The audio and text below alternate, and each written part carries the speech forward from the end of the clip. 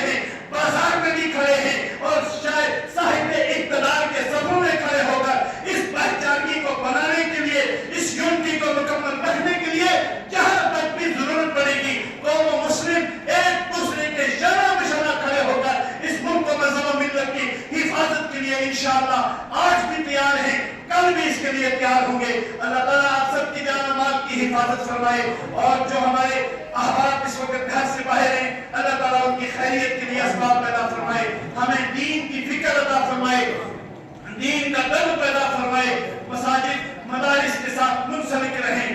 اللہ آپ کی حفاظت فرمائے، حفظ و امان عطا فرمائے۔ کہنے سے زیادہ اللہ رب العالمین عمل خیر کی توفیق عطا فرمائے۔ وما